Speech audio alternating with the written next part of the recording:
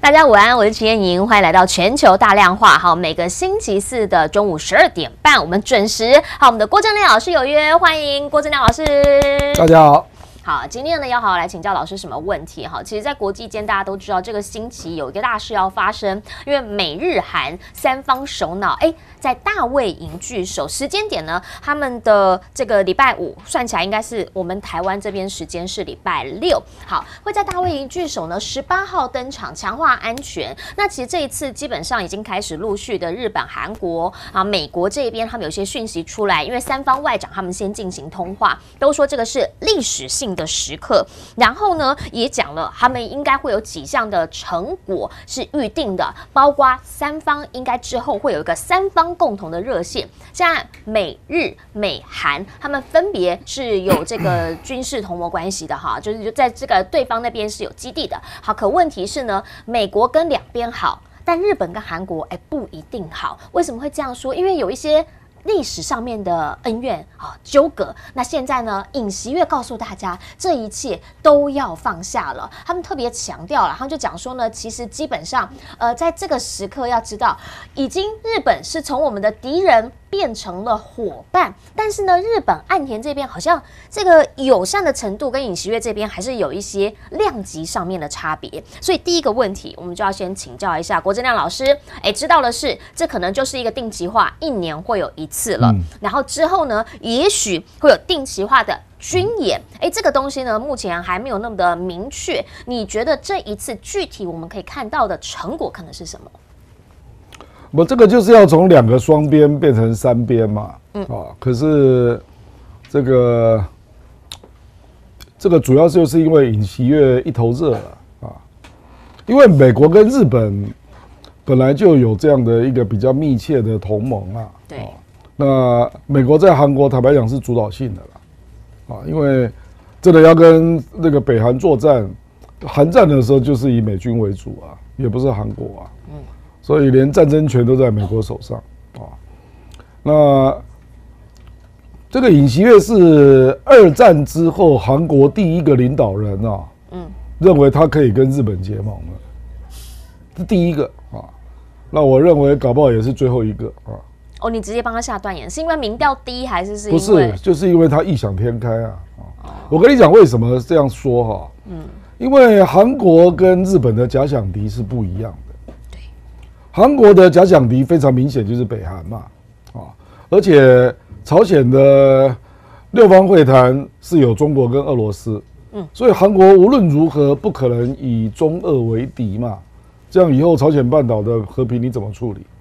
而且你如果跟中俄为敌，那中俄要解决也很容易我只要把武器给北韩就好了，看你受得了受不了那日本的假想敌一直都是中国，这个大家都知道那俄罗斯也许是次要不过你也可以看到，日本事实上本来在俄乌战争之前也跟俄罗斯有一些合作。是那可是你这样就等于就是说，如果是变成3边，因为为什么会有2个2边？因为假想敌不一样嘛，所以才会有2个2边嘛。事实上我们在看国际的结盟都是这样比如说你如果要有一个多边，那共同对付谁？比如说北约就很多国家嘛，可是他们的假想敌是很清楚，就是俄罗斯。那现在美国想要在亚洲布个局共同来围堵中国，为什么一直没有成功？就是很多国家并不认为中国是他的假想敌这里面最明显的就只有一个国家叫日本所以为什么美日安保可以进入2.0那日本也愿意配合美国的步伐因为这个是最明显的。那其他国家其实程度都不一样比如说澳大利亚的假想敌恐怕也不是中国吧，距离5000多公里离你比较近的应该是印尼吧那韩国更不是嘛所以尹锡悦这一个就你要搞成3边，那如果是一些非针对性的一些技术上的合作，当然有可能比如说领导人热线，这个应该没问题是。那联合演习就是问题了，请问要在哪里演习？因为联合演习你选择哪一个位置，就隐含着假想敌是谁。所以你去看美韩的联合演习，就会选择朝鲜半岛。对。那就是距离北韩近嘛，那美日的联合演习可能就会选择东海，或者更远一点，就是在日本的东侧你韩国敢去日本海演习吗？你要针对着中国来吗？你敢去鄂霍次克海演习吗？你针对俄罗斯吗？所以我的意思是说，这个不是异想天开的啦。可是很不幸，韩国就有一个异想天开的总统他以为这个事情好像都是技术性的，他错了。这个事情是很政治的，这个绝对牵涉到国际政治。事实上最根本的本质就是你要区分敌我嘛。结果你的敌人是谁嘛？谁是朋友，谁是敌人？当然是啊，这个是最基本的嘛。那在还没有真的交战之前，你要保护自己，所以你就会有所谓的假想敌嘛。我觉得尹锡悦对这个问题是认识是相当不深刻的啦，所以他才会这样异想天开啦。比如说未来我们可以看到，很可能就会有领导人的热线那可能会有军情的交换，这个倒没什么那可能更进一步会有军事技术的合作，可是这个日本可能就看不上你了。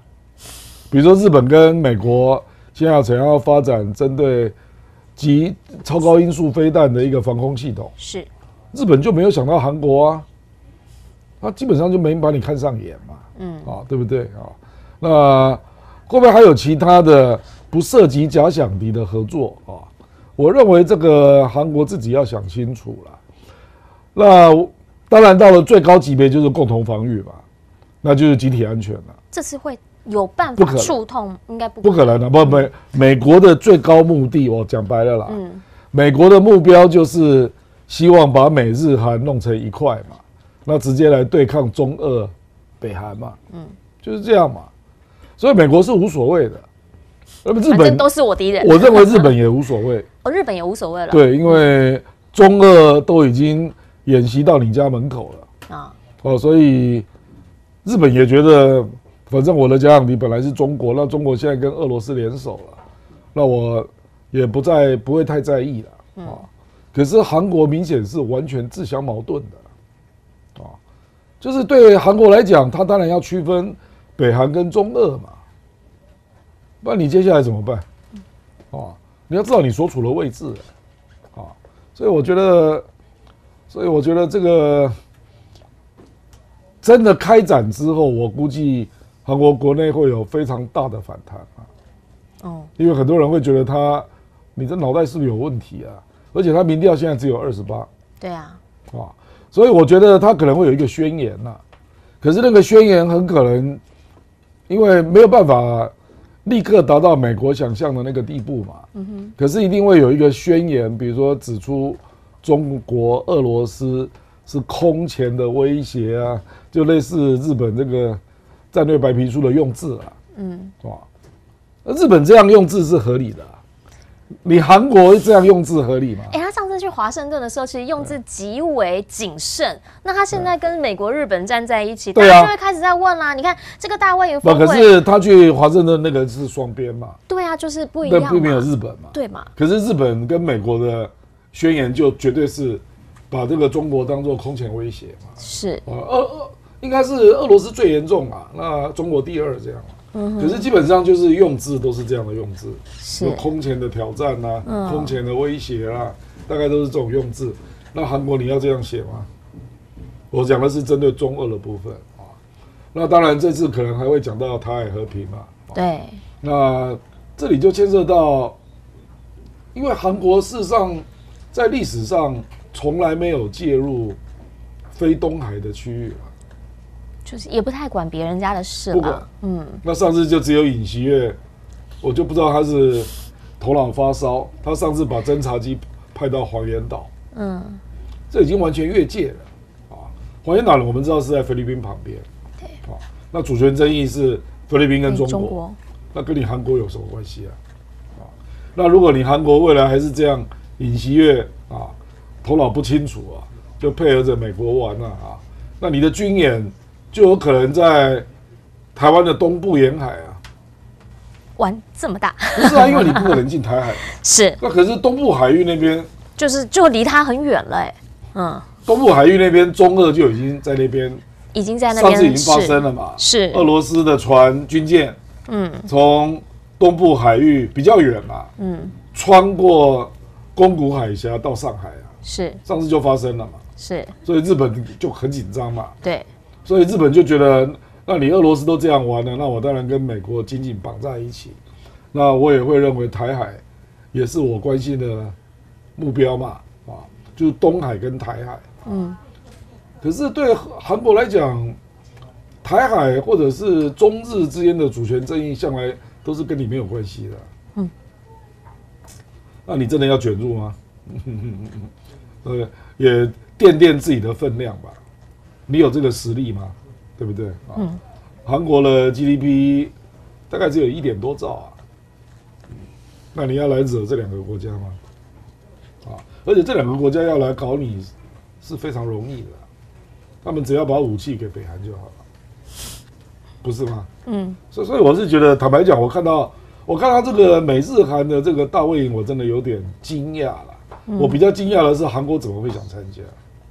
可是符合他当时参选的时候，他的一些就是跟美国走比较近的政策啊。那个是叫美韩，对嘛？美韩双边加深是没有争议。就还是符合他那个唯一目标是朝鲜这样子的一个定义，但他加进来之后，他就得要去到日本的那个附近的，对啊，他的战略连结的目标，你要不要承受嘛？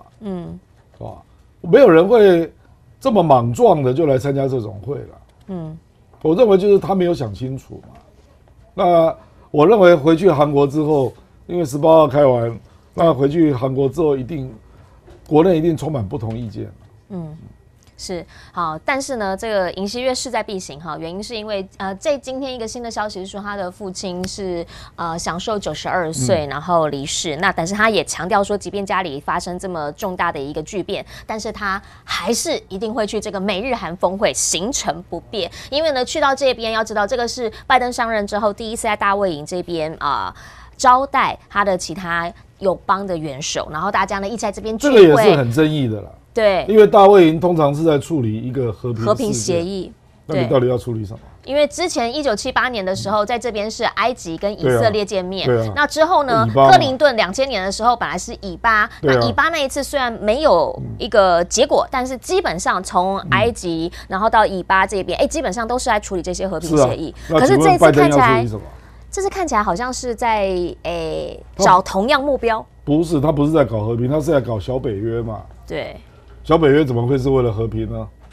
小北约是为了战争啊。所以我的意思说，连地方都文不对题嘛。这个就是乱搞一通嘛。事实上，美国要的就是小北约，亚洲的小北约，可是北约不接受嘛。对。他认为韩国跟日本只能够当，就是你就是观察员嘛，你可以来啊，可是你不能入会啦，不行啊。所以上次不是北约要在东京成立办公室，是那法国就反对嘛，对不对啊？所以他们就要自己搞一个3国的，就广义叫这个集体安全呐，可是这个在目标上，我就觉得是不可能实现的嘛，因为你的假想敌不一样嘛，美国跟日本的假想敌是类似的，是，可是你韩国就是不一样嘛，所以你怎么会脑袋发热到这个程度？我实在是难以理解。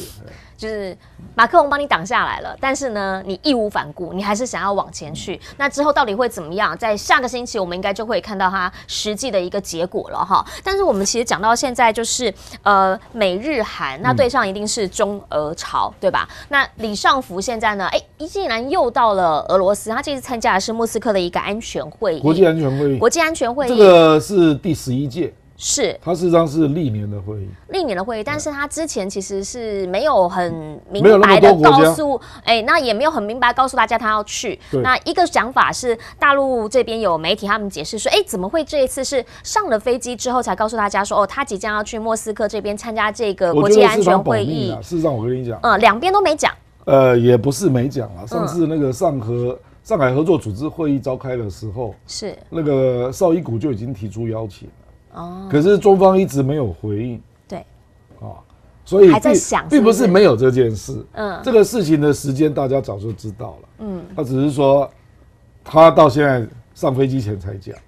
那中间，所以大家就觉得说这个是不是有什么秘密啊？事实上并不是。OK， 是搞不这个刚好凸显出李尚福这个人不太喜欢把还没有完全底定的事情讲出来。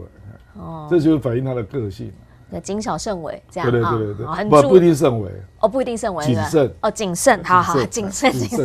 但是这一次呢，基本上他在这个台湾议题上面，他其实就话讲的也一样每一次呢，他其实讲到台湾议题的时候，你都会看到他一些比较笃定式的这样的一个谈法。他就说，在台湾问题玩火这个一定会以失败告终。那比较有趣的是，他这一次在莫斯科讲嘛，所以包括了这个俄罗斯的外长还有防长，开始来跟着讲。拉夫罗夫呢就直接讲了，他说西方在台湾问题上的立场就是一个极端虚伪的例子，还不知羞耻的要坚持一个中国原则，同时又要求别人都不能违反现状，然后呢还把台湾当一个独立国家，因为这样之后他就可以给他送武器。他说他们对基辅政权也是这样，又一个把认为台湾问题是不是要让它乌克兰化这样的一个讲法。那其实呢，在这次李尚福出席这一次的这个墨西哥国际安全会议的同时，基本上大家在意的都是你们又会有什么样新的合作原因是因为我们知道嘛，中俄他们的这个海上的巡演基本上今年第2次，那船变更多了，那区域的部分呢，其实也开始往北极圈这边走，所以美方这边其实都很在意。日本就不用讲了，因为他已经被摸过很多次了，所以他非常的谨慎，也很在意它的内容。那除了莫斯科，还要去白俄，还要加强3国合作，你怎么样来看这3个连在一起背后的目的是什么？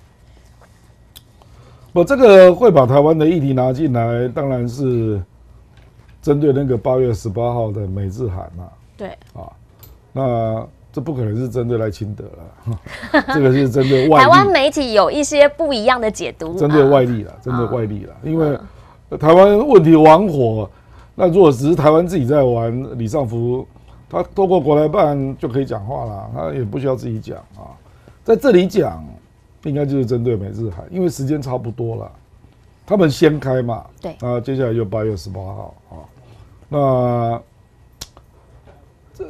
我觉得我这个发展，坦白讲对台湾是不利的了台湾自己要搞清楚了，因为俄罗斯对台海的议题的表态越来越接近中国。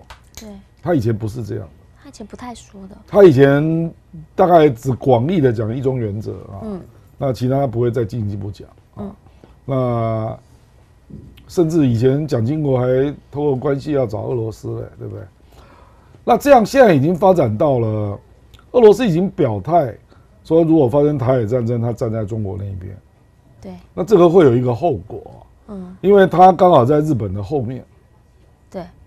所以日本如果要出兵帮台湾，就背后有一个威慑力量。所以日本就不敢动。而且未来可能还会发生一些事了，就是中俄你刚刚讲那个联合军演嘛，他目前是在日本海，然后到白令海、阿留申群岛那边，是。那未来会不会到台湾东部沿海？那如果他下来呢？你不要低估俄罗斯俄罗斯这个国家他到处都想去，因为他跟越南关系也很好那他的军舰会不会经过台湾海峡去越南？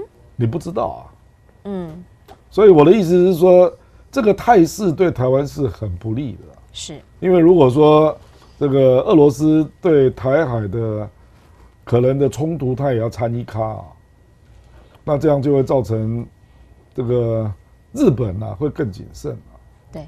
那到时候这个他当然不会介入了，我说俄罗斯啦，是。可是他可能就会在外面作为一个威慑的力量，然后支持北京，就站在旁边，我背后看得你背脊发凉的那种感觉，就是这种感觉。对，那台湾的外援就会更麻烦，就会有这个效果了不然拉夫罗夫没有必要讲到这个程度很直白那他讲到这么直白，通常就是意味着他有事情希望互相配合。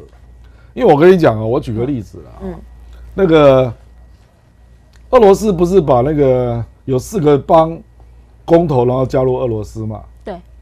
北韩是第一个跳出来承认的国家。那请问北韩做这动作要干什么？友好。你莫名其妙跳进来说乌克兰那4个邦并入俄罗斯，我承认。而且还进一步讲，说俄罗斯你需不需要我们朝鲜兵来支援作战啊？他为什么要做这种事？那显然就是有些东西希望你跟我合作嘛。那你看小弟这么挺大哥，那大哥是不是在其他地方可以帮我？那事实上就发生了。去年第4季啊，你去想一想，北韩试射了多少导弹，技术升级了多少？对，你认为他会突然天才吗？或怎么会有这么大的技术进步？这么多类型的导弹，就在去年第4季拼命射啊！这个简单的理解就是俄罗斯支持的嘛。还有另外一个，北韩怎么突然之间做出超高音速导弹呢？你不觉得也很奇怪吗？这个唯一的推论就是俄罗斯支持的嘛。不然谁有这种技术？中国不可能这样做了，不可能啊！所以我的意思是说啊，为什么我们必须这样来看国际政治？当拉夫罗夫要把话讲到这个地步的时候，骂人家虚伪、不知羞耻。不就是说他介入台海问题，对，而且这么挺北京，这么反美啊，把话讲到这个程度，他当然就是希望你在另外一个地方来支持我吧。所以你没看到李尚福要去白俄罗斯吗？对，这个就很悬呐，因为白俄罗斯就是现在瓦格纳也去了嘛，白俄罗斯就是跟旁边就是立陶宛跟波兰，然后距离基辅只有100公里，是所以这个就是最紧张的地方嘛。那李尚福去干嘛？李尚福去那边干什么？我认为俄罗斯显然就是在想嘛，说俄乌这件事啊，那未来白俄罗斯有可能会被联动的。那万一被联动的时候，希望中国大陆能站他们这一边嘛。我觉得就有这个暗示啦，或者是说，如果他们认为他要把第一前线的作战的状况来跟他做报告。你丈夫说了吗？你的意思是这样是不是？我就白俄罗斯要跟他说啊。OK。中国大陆怎么可能会了解前线的战情呢？当然，这个一定是白俄罗斯会知道的更多嘛。那因为中国大陆李辉已经介入要做俄乌特使谈判嘛。对。中国大陆自己的方案都提出来了嘛。所以他们就要把军情告诉你啊。我觉得就有这个意思了。那当然，那个意思就言下之意就是，他会告诉你军情嘛。那接下来就说有哪些部分，那这里你可不可以支持我们？我不知道他会切分成几块了那当然军援是不可能的，是那可是其他的很难讲啊。立场上面，国际上要站下对，很多这个是政治的嘛。对那可能还有别的嘛。比如有些是经济的这之类的，我们不知道啦。可是我的意思是说，通常俄罗斯这个国家会把话讲到这个程度然后这么往你那边靠一定是有所求啦。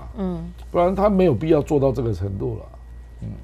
李尚福其实他从去年到现在，基本上，今年3月刚刚走马上任，然后4月就去莫斯科，然后现在又看到，他又出现在莫斯科，等于是半年内，不止4个多月内，他去了2次。而且你要知道李尚福的专业对，他是火箭军吗？对啊，他是火箭军。火箭军吗？是啊。那俄罗斯搞不好有东西可以跟你合作了。也是有可能当然有啊，因为俄罗斯有一些东西是比中国做得更早，做得更好啊。比如说长城预警雷达，是这个俄罗斯就做得比你好啊。还有比如说核潜艇，它当然发展的也比你早啊。对，所以大家都来谈啊，所以这个你不能排除各种可能都有。那现在呢，也看到了，基本上李尚福现在跟俄罗斯很好，现在大家就没有什么异议嘛。可是呢，也在今天有一个消息出来，因为美国又开始画虾了，他们的一个副司令说呢，中国变得危险的傲慢啊，原因是因为他发现不止李尚福不跟他们通话，现在连东区的解放军司令也不跟他讲话，南区的解放令司令也不跟他讲话。他说他们都不接电话，他们全部不接电话。那个裴洛西之后，那个时候的暂停沟通就是全面。对，本来就是这样啊。是，他怎么到现在才知道呢？然后他就一直在喊说，就是不通话，就是不通话。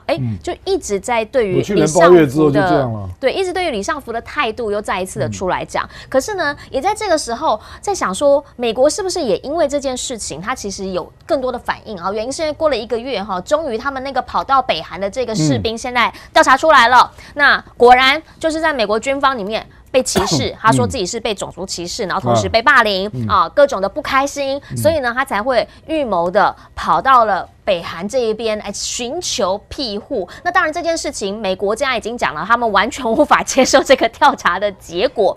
可是呢，朝鲜刚刚亮哥也在提到，跟俄罗斯现在真的很好，因为呢，你看双方金正恩跟普京互致信函，说呢他们要开始发展长期的战略关系。与此同时，美国现在加了日本，在安理会提了一个会，说呢要在就北韩的人权召开会议。中国跳出来反对。中国讲说没有啊，我们现在的重点是什么？我们所谓的安理会的责任范围，应该呢就是要来维护世界和平，人权问题基本上跟我们这边没有什么关系，你为什么要提出来在这个地方谈呢？他说你在这个地方谈人权，就是把人权问题政治化，只会加剧对抗还有对立而已。你怎么样来看这一系列看下来，然后再加上 APEC 现在讲了，俄罗斯说呢美国人不让他们去，就是一连串中俄朝又再一次被聚在一起。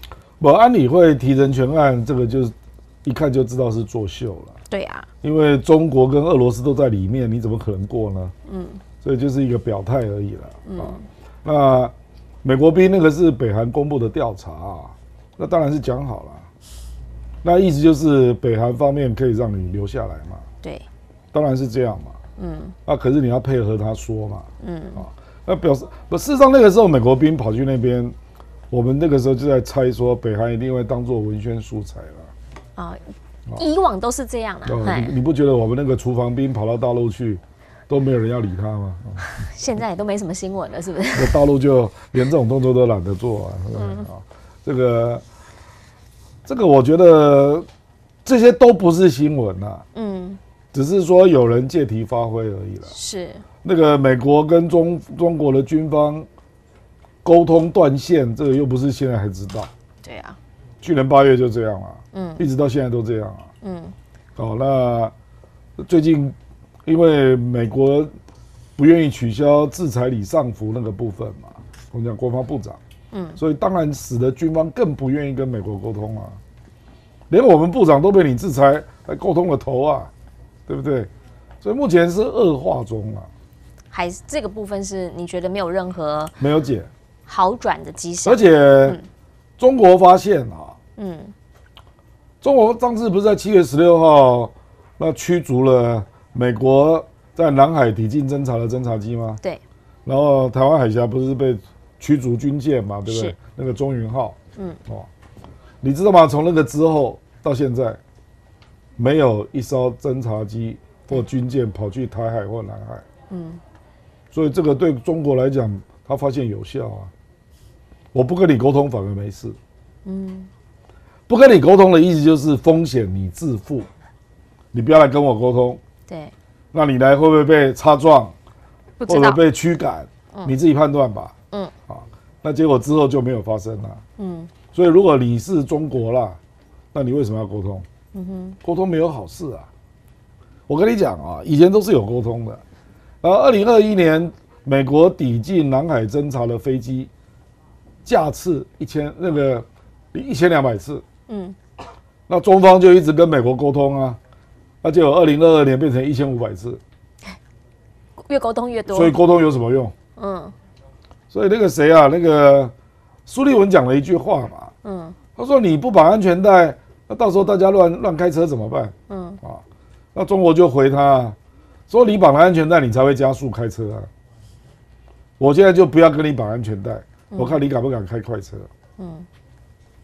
就是变成一种不确定的风险，那反而使你行为谨慎起来了，就变成这样。你如果确定，我如果真的快要出事了，那到时候我可以紧急联络，那我这个快要出事的行为又被原谅，那你就越来越敢嘛，不是吗？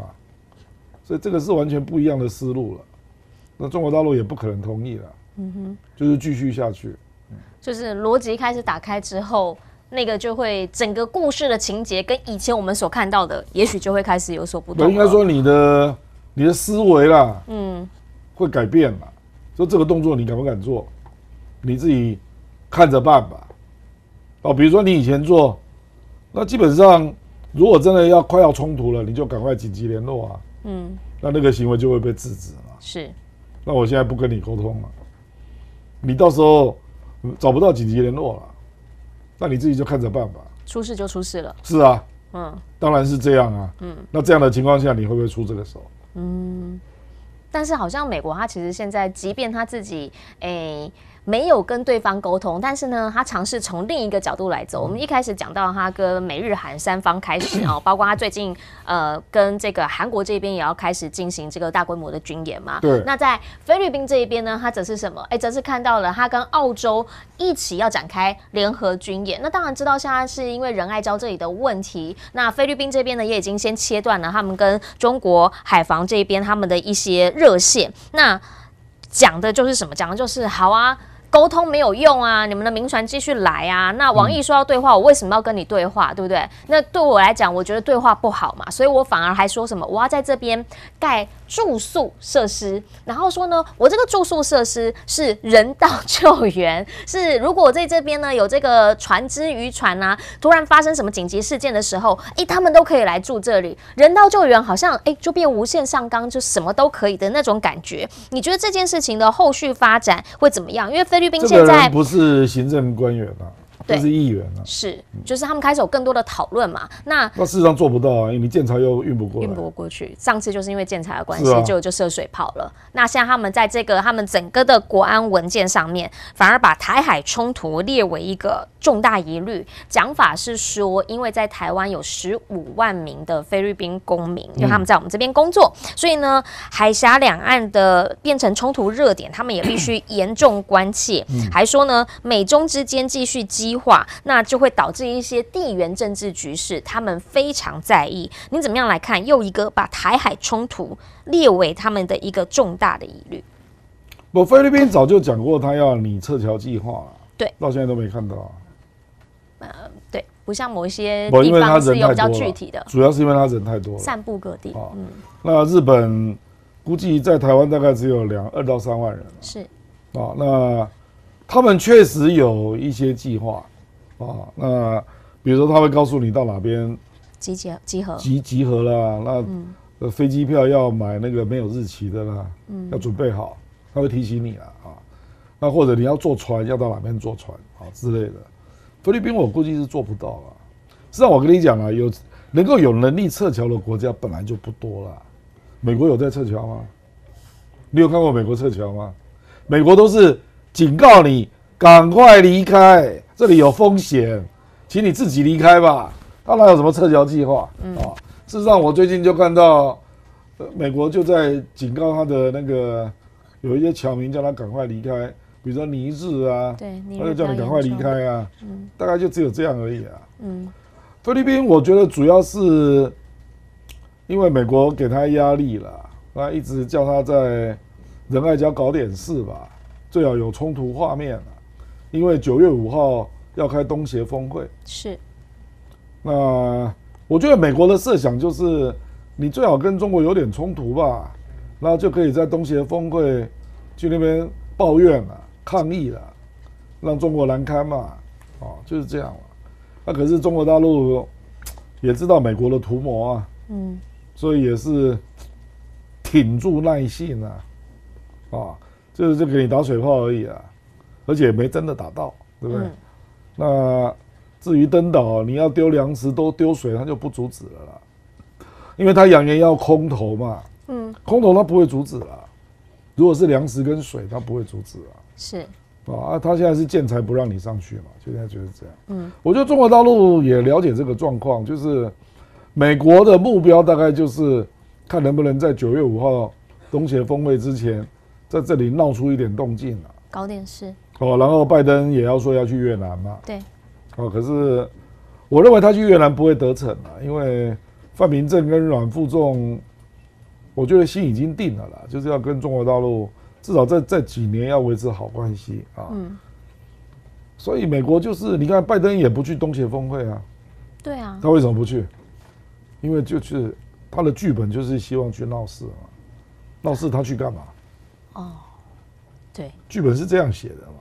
就是在那边有这个场合让他发生，但是他人在越南可以讲话。所以我认为是这样啦，就是这个叫短期剧本啦，就是到9月5号到7号。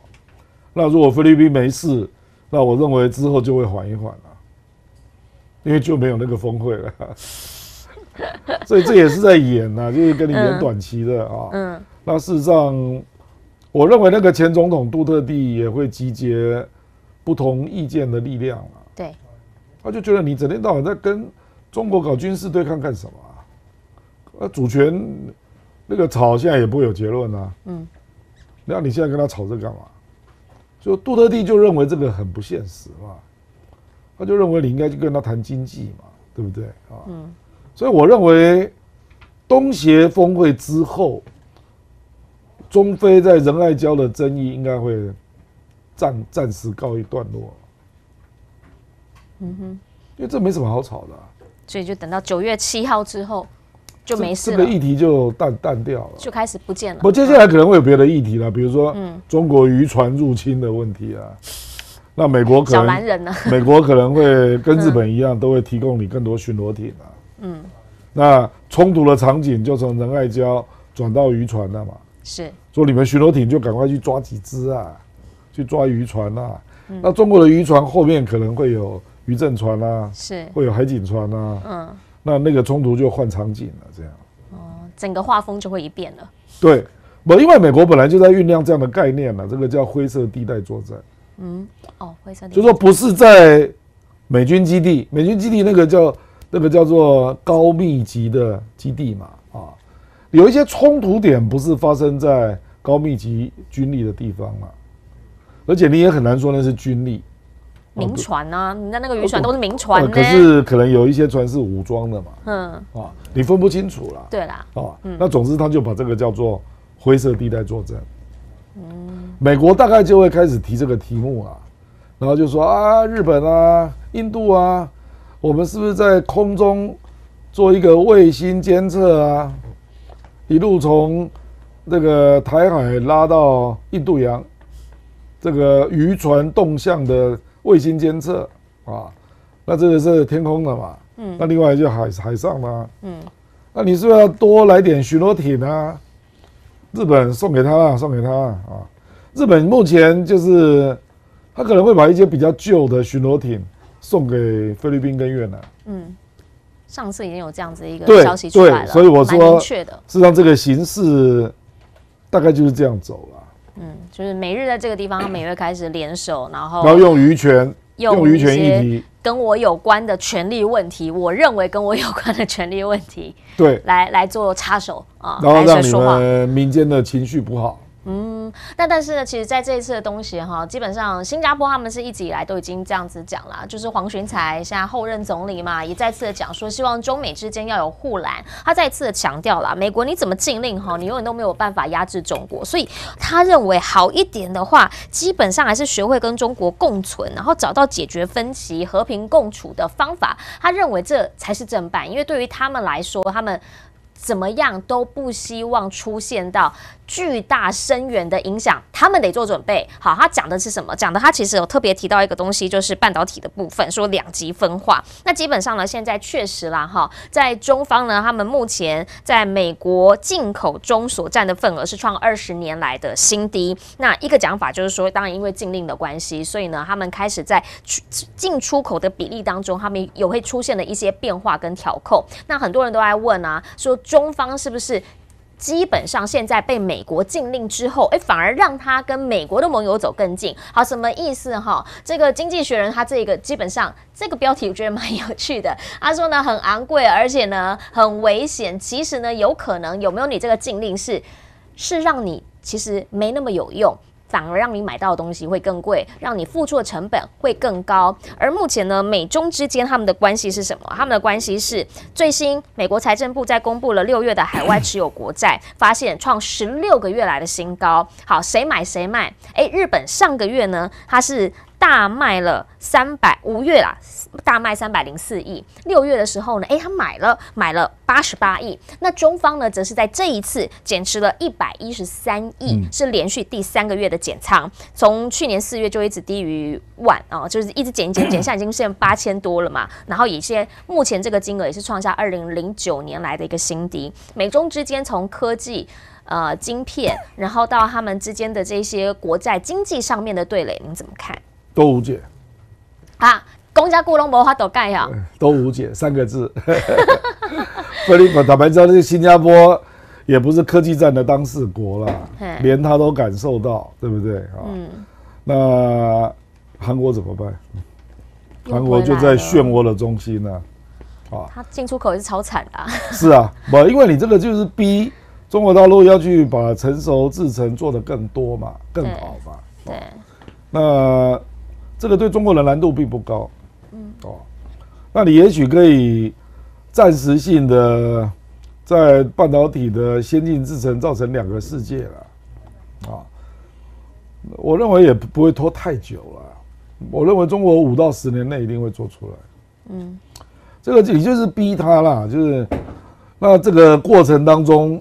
充满了作弊嘛，我们举例嘛，比如说英特尔英特尔就在美国新一波那个投资制裁那个禁令发布几乎是同时啦，他就发现他在深圳做创新的晶片中心那你在干嘛？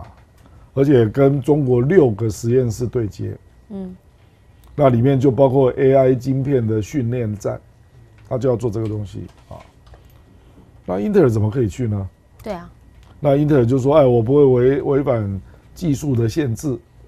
那只要你规避，比如说你的技术规范是 A， 那我就做 B 就是这样嘛可是市场这种东西它会自己找出路啦，你知道吧？比如说最典型就是华为嘛，华为高阶晶片被你掐死了嘛？对，逼他把那个高阶手机断掉，对不对？那荣耀就切出去那就跟华为没有关系了，这样荣耀才能够买到先进晶片啊，是，不然华为都买不到嘛，对不对？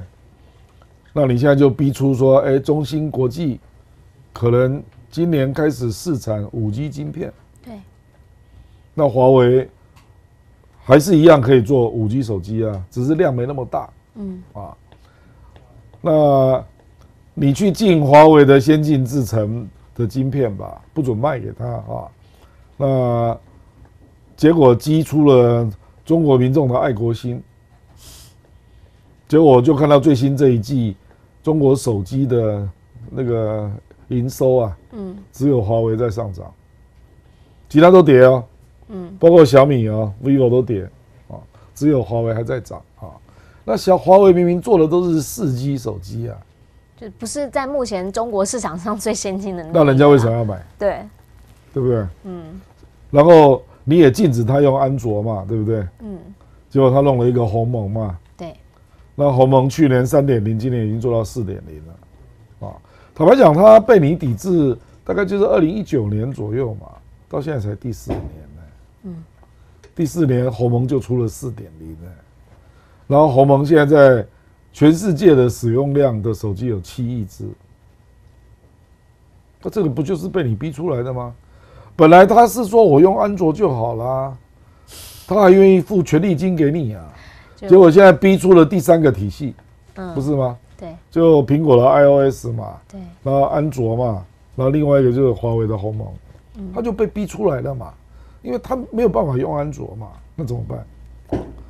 那结果现在俄罗斯说，你那个鸿蒙让我试用一下，好像还不错，俄罗斯有一家手机行叫 BQ 了啊，他就说，来让我用看，啊，我的意思就是说，人家终于走到了外国公司愿意试的程度了，啊，那假设我们看俄罗斯开始用了，那俄罗斯用也是被逼出来的，因为他也不能用 Google 啊，对不对？啊，所以都是被逼的嘛。那大家只好聚着一起取暖啊。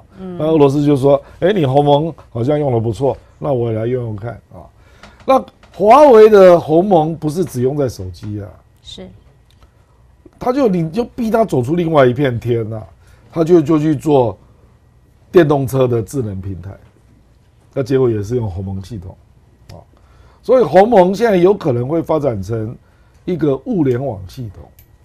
就是说，它不是只有手机在用，电动车可能也用，还有你家居的，我们叫 Home Gateway 也开始用，就家居的一些遥控啊，那以后就跟你的车连在一起，跟手机也连在一起。那个其实就是绑你的使用习惯啊，是啊，简单讲就是这样。那这个就是一个生态系。对啊。那当你去想嘛，华为本来没有要做这个，他没想搞那么大，被你逼出了这个。那它可能就会变成一个生态系啊，那这个生态系变成世界第一个，那如果让它做起来呢？如果我们假设它真的做起来了，就是电动车的智能平台也是鸿蒙，手机也是鸿蒙，家居的也是鸿蒙，那还有其他只要用手机可以遥控了，通通都是鸿蒙。那如果它开始做顺了啊，这个生态系。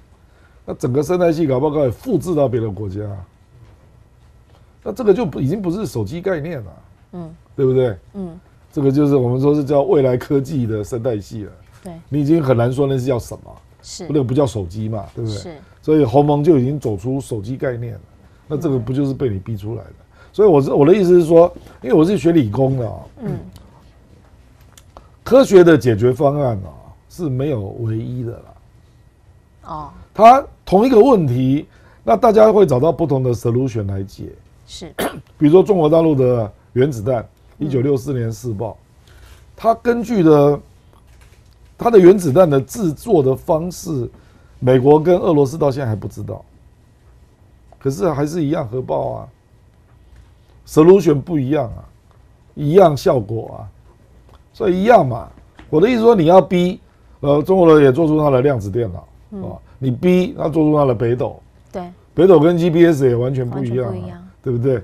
所以我的意思说，这个东西就你不要高估啊，然后说只有你美国人做得出来，没这种事啊。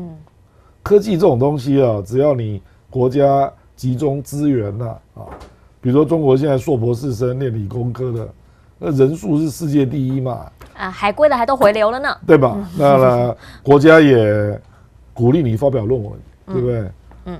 给予各式各样的津贴奖金。那他现在的各方面的专利了，我上次看到一个报告澳大利亚做的，那中国大陆大概在37项，我们讲科研还没有到量产科研通常都是这样嘛，你先有科研，是写论文，然后累积到开始小量量产，然后不错，那才开始做大规模量产，都是这样嘛。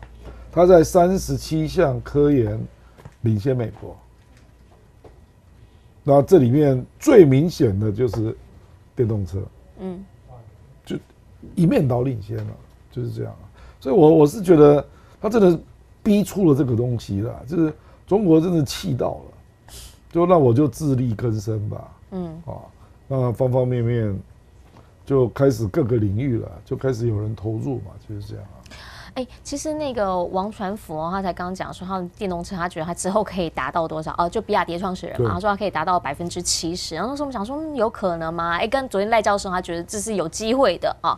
当然，这个讲法都是一个未来的展望。但是你怎么样来看哈？因为现在呢，基本上在已开始有人在讲什么？讲说基本上现在中国第2季竟然是超越了美国，变成了 iPhone 最大的一个市场。那在这一次呢，其实也开始很多人在看到说，印度呢，它现在因为美国的禁令的关系，所以呢，它也接收了蛮多就是 iPhone 这边的一个制造嘛，很多越来越多东西都是 Made in India。那目前来讲，印度呢，他们其实是在今天一个数字哈，说它现在已经出货量超过了20亿部了，所以呢，他们已经也不用再从这个中方这边进口手机，说一年会有18亿的订单，就整机，然后进口进来这边整机之后，然后再卖给他们的人，因为他们有极大的市场，内部的市场有巨大的需求，现在他们可以自己做，然后呢，就说他们之前的这个印度制造的计划是成功的。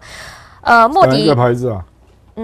他现在没有特定的说是哪一个牌子，但是呢，他要强调98%是本土生产。那个技术等级大概落后人家3、4代啊。就是他不是讲最新，但是他讲的应该是，因为他讲的是整机的部分嘛。因为每年他说1.8亿的订单，以前是从中方这边进口进来之后做整机。那可是他现在强调说，他们自己基本上有市场，然后有技术，然后可以开始来做这一些事情。那在这个整个最近也看到了说呢，他们开始有前海陆空三军的参谋长同时来到台湾，然后呢，也开始说在南海这边要跟印尼强化国防啊，要给越南护卫舰啊，挺菲律宾南海主权啊，这是外交政策哈 ，Foreign Policy 他们的一个新的文章。好像印度它也在美国的印太架构下，好像也想要找一个角色，您怎么样来看？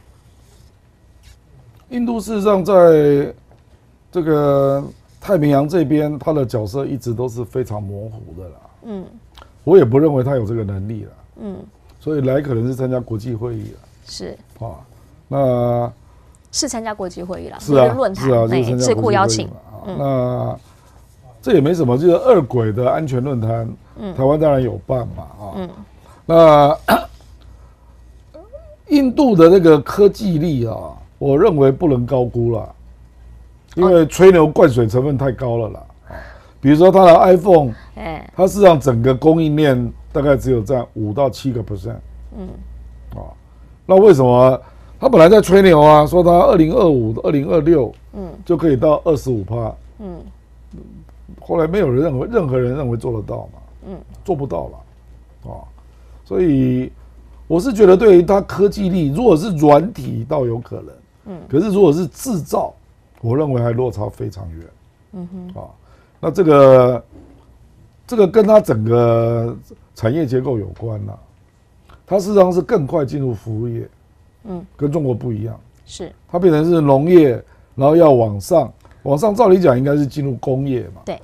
然后未来工业累积到一定程度，服务业才大量兴盛。是。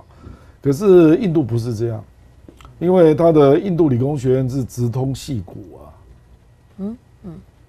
所以他就而且他又是英文嘛，对，所以他就很快的成为美国电子软体业就直接跟美国对接了，所以大家都不做制造了，都跑去做软体了，或者说我们说电子商务啊等等那或者做游戏了，就他觉得这个东西比较容易赚钱。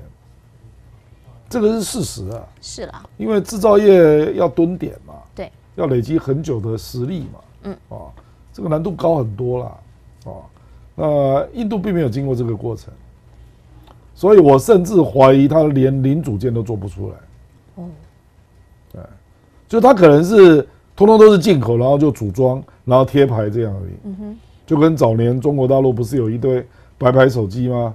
也是这样啊 ，Assemble in India 这样。对，大概是这样，所以就是你不要太高估它啦，那个灌水成分很高啦。好，其实他现在呢，就大家看到这个就在他来到台湾这边，那他同时又讲了一些就是台湾的关系啊，等等等。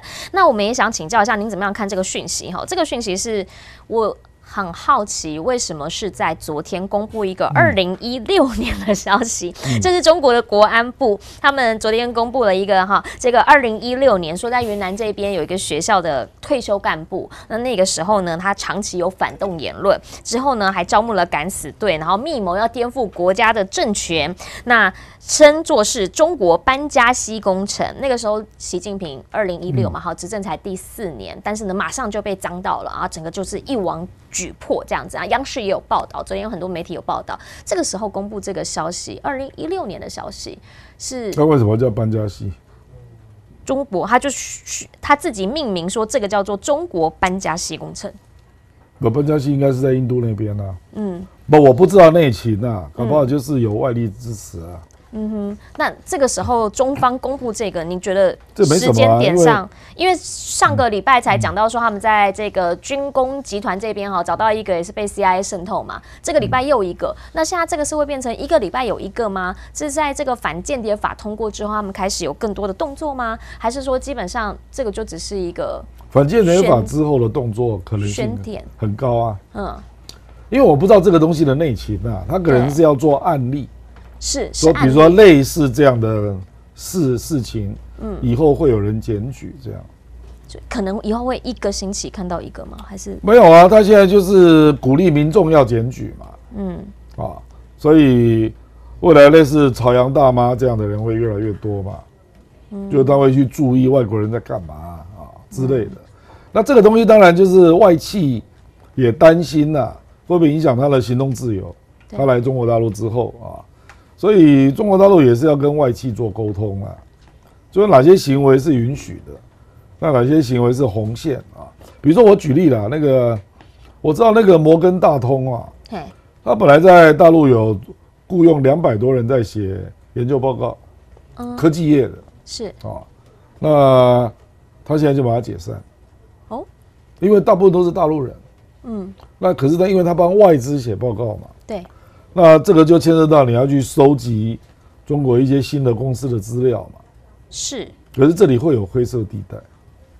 你到底是来写报告、投资报告，不是因为你帮助你帮助外国，对，重点是你帮助外国，是，它是外资嘛，那现在就不知道说你帮他收集商情，对，可是现在很多都是军工合作有灰色地带嘛，所以这样叫不叫刺探国家的机密了？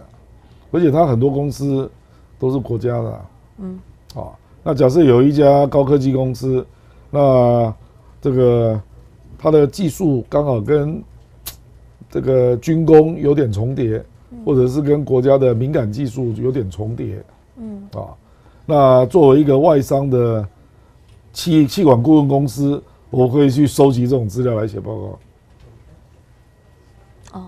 有可能是一个灰色地带。所以他就把人员先裁掉他说等规则比较明朗之后我们再来变成这样就目前确实有这个状况因为大家不知道嘛，因为他现在进入了鼓励民众检举嘛，是，然后开始把这个也是事实就是美国的外商跟 CIA 有没有关系，当然也有人会假借这个身份嘛，你也不能排除嘛，那有些是用学界的身份，用各式各样的身份嘛，所以我坦白讲，我也不确定那个明确的线是不是画得很清楚了，因为这个东西在美国会相对清楚，那在中国大陆你就不确定，变成这样。是，好，所以后续我们可以再来看看看是不是。比如说我随便讲做 AI 的，是，那你去研究。这个假设 AI 一定会有跟军方合作的项目嘛？对啊。那你要写这个东西的报告，一定会碰到嘛？一定会触及啦。你就会去问人是。不然你怎么写报告？网络上搞不好还没有任何一篇文章对。所以你一定会去接触人嘛？对。那当你接触的时候，这个叫不叫刺探？不知道。不知道真的不知道比如说我们台湾。新竹科学园区，我知道也有一些跟中科院有关的公司是啊。那中科院是军方的那我要去了解，因为我有1-2个朋友是这种人，他们就跟我讲，他们不能讲，他会守着那条线。OK。因为他知道他跟军方在合作。是。可是如果我一直纠缠要刺探呢，你懂我意思？懂。那这个就会构成一个敏感地带。是，好，那我们最后呢，这个美国国内在现在还是必须要讨论一个话题，因为在夏威夷这边，目前最新是已经有破100人死亡，但是非常遗憾的，这个夏威夷州州长告诉大家，因为野火它当时温度太高了所以呢，可能这个温度有到870到970度，对，要逼近上千度，那所以呢是那个热度连金属都会融化，也因为你知道殡仪馆的焚化炉的温度是多少度吗？多少？900度，就是对，烧成灰。所以现场他们说有很多基本上都是一碰到，然后就会碎满地，然后所以他们真的很难去做这个后续的身份鉴定的这些问题，所以他们也呼吁大家，如果说呢有家人在这边的话，能够尽早来登记啊、联系啦。那目前还有上千人是失联的状态，民怨开始在持续的累积，因为只找到了确认身份的只有4个人，你想想看，这个数字你就可以理解这现场是怎么样的一个惨绝人寰。拜登终于醒了。他告诉大家，为什么我第一时间没去？不是因为我要度假啊，原因是因为到目前基本上我是希望不要妨碍救灾啦。可是这样一个举动，大家没有办法接受。即便他说了，每一个家户呢，他就发$700的巨额救助金。对不起啊，他没有指示夏威夷的军方介入。夏威夷的军队、军方在这边的部署有将近5万人。对。可是军方并没有介入救灾，没有。这个拜登绝对使得上力，这他才能使上力。对，你应该这样讲吧，是他才能使上力。国防部长也可以啦。对啦，可是大家还是在等他。当然是嘛，他没有下令嘛。州长要怎么说话？他没有下令，州长只能用国民兵。是啊，对啊，那所以大家就在问啊，说你一户给$700，那你怎么不想一想？这个现在呢，你又给了乌克兰$2亿的武器。那个不一样，那是军援。当然啦，那他的。对于政客来讲，他一定是拿那个数字来对比嘛，就会觉得说你对乌克兰这么大方，你对我们这个夏威夷的居民是怎么样的一个在算计？所以呢，这个就很明显的一个。应该说他吃定了夏威夷州，因为夏威夷上次拜登拿到了选票是63%，过半，而且没有共和党的人。他认为根本就是稳稳的，就是民主党的地盘。这真的是就让大家觉得说还不知道要说什么哈，所以川普直接骂他，这是史上呢最无能的总统。但是也不知道这次，你觉得这次事件过后，夏威夷的选情会有所影响吗？你现在还不知道真正死亡人数啦，还都不知道啊。现在到101嘛，那有1300人失踪我跟你讲啊，那个 Katrina 飓风，死亡人数是1392，破千，对，1392啊。那 Katrina 当然造成那个布希的民调大跌了，不过就是在那个州的周边了，是因为美国毕竟很大，那这个主要的原因是因为它是外岛，所以美国本土没什么感觉，对，就是除非你是大量报道了，那当然现在大家已经感受到了，因为福斯新闻就拼命打，是真的是很离谱了，真的是让大家没有想象说美国是这样的一个状态，而且民防的警报通通都没有响，没响，到底是什么样一个原因还不知道。目前说有可能起火原因是供电设备故障，那损失金额呢已经是上看到$100亿，之后会是一个怎么样的一个收尾？拜登到底有没有办法让夏威夷这边的居民真正的感受到他真的很关心他，因为他们票都投给他，还不知道。希望拜登能够再努力一点啦。好啦，今天全球大量化，非常谢谢亮哥来到我们现场，跟我们一起来聊国际大事哈，包括了这个星期，其实大家都想要知道的是，在美日韩三方的首脑会面之后，有没有可能对于东北亚这边的局势造成影响，或者是后续的影响，有可能会是什么？我们下个星期4中午12点半，全球大量化同样邀请亮哥来到现场，跟我们一起来好好点评国际大小事。感谢大家收看，我们下周再见，拜拜。拜拜。在看完了全球大量化之后，要记得等下午的2点15分，我们的新闻大白话全球大放送。以往呢可能会有一些地区没有办法看到网络直播，现在只延迟15分钟，全球观众都可以看得到，欢迎赶紧加入线上直播。